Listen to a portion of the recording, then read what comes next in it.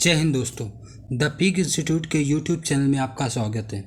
जैसा कि आपने पहला पार्ट में देखा होगा कि यूपी ट्रिपल एससी की जितनी भी परीक्षाओं में जो इम्पोर्टेंट प्रश्न पूछे जा चुके हैं उसी की ये सीरीज़ को आगे बढ़ाते हुए सेशन नंबर 2 में लेकर आया हूँ। और ये इम्पोर्टेंट क्वेश्चन है, लगभग 77 या 80 क्वेश्चन के लगभग हैं जो आपके लिए मोस्ट इम्पॉर्टेंट क्वेश्चन लेकर आया हूँ। तो क्वेश्चन नंबर 52 से इस सेशन की शुरुआत करता हूँ। क्वेश्चन नंबर 52 है, हर्षवर्धन ने 5 इंडीज को अपने नियंत्रण में लिया, इनमें से कौन सा 5 इंडीज था। मतलब जो हर्षवर्धन थे वो पुष्यभूति वंश के महान राजा थे। इसने 607 से लेकर 643 ईस्वी तक शासन किया था।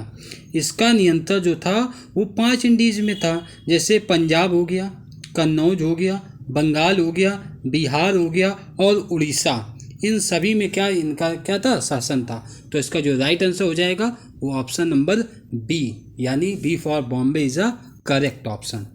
अगला क्वेश्चन नंबर 53 की ओर बढ़ते हैं। विक्रम संवत प्रारंभ हुआ। तो जो विक्रम संवत है ये सबसे प्राचीन संवत है। इसकी जो शुरुआत की थी वो विक्रमादित्य के द्वारा शुरुआत की गई थी। और जो विक्रम संवत है ये कब प्रारंभ हुआ था, तो ये जो प्रारंभ हुआ था ये 57 ईसा पूर्व, यानी A for America is the right answer. अगले क्वेश्चन की ओर बढ़ते हैं।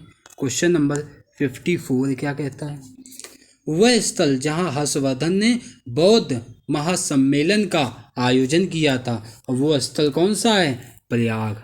कहाँ पर किया गया था, प्रयाग में। तो ऑप्शन बी इसका राइट आंसर है। अगले क्वेश्चन की ओर बढ़ते हैं। क्वेश्चन नंबर 55, कन्नौज से पूर्व हर्षवर्धन कहाँ का शासक था। कन्नौज से पूर्व हर्षवर्धन कहाँ का शासक था। तो कन्नौज से पूर्व जो हर्षवर्धन था वो थानेश्वर का शासक था। कहाँ का शासक था, थानेश्वर।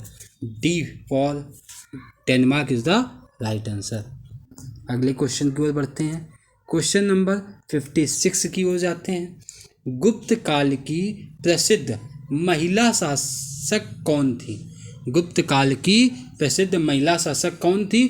तो गुप्त काल की जो प्रसिद्ध महिला शासक थी वो चंद्रगुप्त द्वितीय की पुत्री थी। और चंद्रगुप्त द्वितीय की पुत्री का क्या नाम था, तो प्रभावती गुप्ता।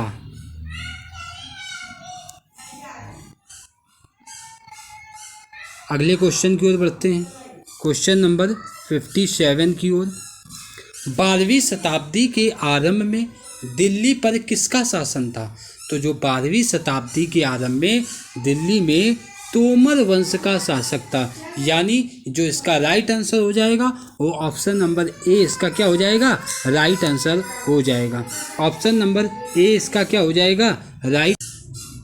अब क्वेश्चन नंबर 58 की ओर बढ़ते हैं। तो क्वेश्चन नंबर 58 क्या कह रहा है, जयचंद के विश्वासघात के कारण पृथ्वीराज चौहान की पराजय हुई थी। कालांतर में जयचंद कहाँ और कब मारा गया था।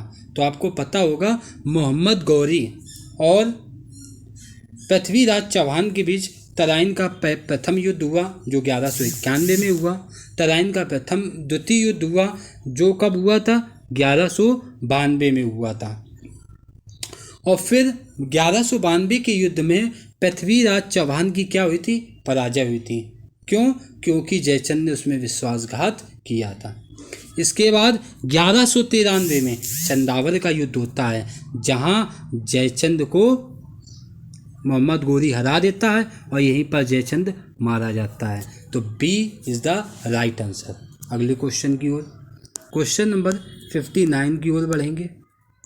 निम्न में से कौन से वंश ने भारत के दक्षिण भाग पर शासन नहीं किया। भारत के दक्षिण भाग पर शासन किसने नहीं किया है, तो राजपूतों ने। किसने नहीं किया, राजपूतों ने।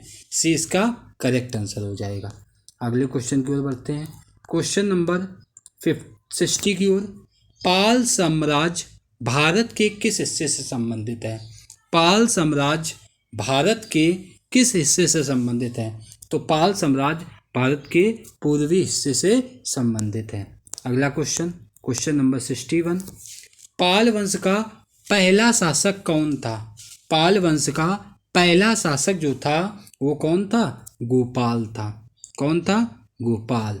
सी इसका राइट आंसर हो जाएगा। ऑप्शन नंबर, क्वेश्चन नंबर 62 की ओर बढ़ते हैं।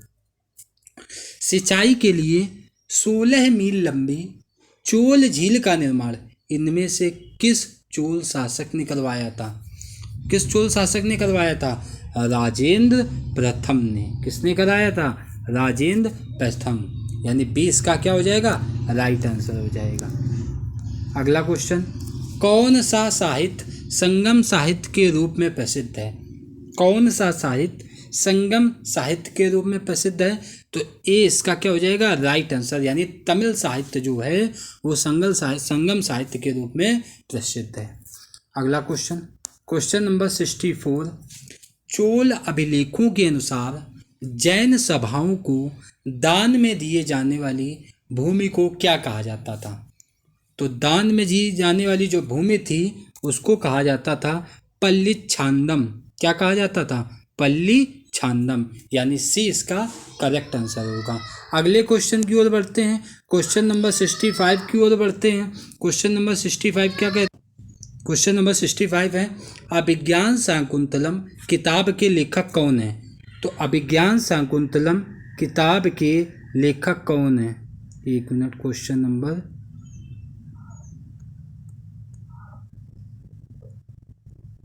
कहाँ गया क्वेश्चन? ये है क्वेश्चन, अभिज्ञान शाकुंतलम किताब के लेखक कौन है? तो इसका जो राइट आंसर हो जाएगा कालिदास जी जो हैं वो अभिज्ञान शाकुंतलम किताब के लेखक हैं। अगले क्वेश्चन की ओर बढ़ते हैं, क्वेश्चन नंबर 66 की ओर, कादम्बरी के लेखक कौन है?